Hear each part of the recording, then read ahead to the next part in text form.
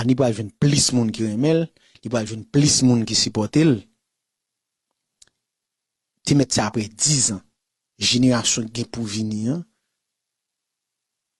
yo pral gen pour parler de Ani Alet, pas me dire nous ça clair.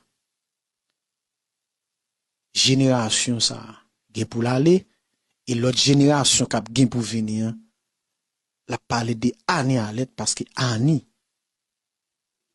pral quitter un point li là.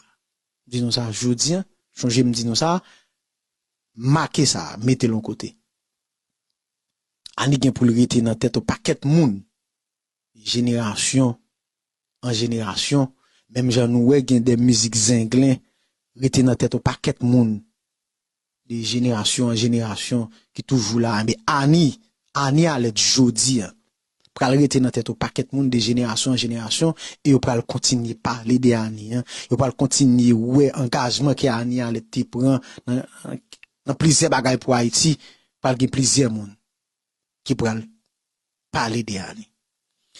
Non seulement Ani pral marquer non la musique là, il pral mettre non le tout. Non l'autre bagaille, non l'autre bataille qu'il t'est engagé là-dedans qui gen pouvoir avec Haïti.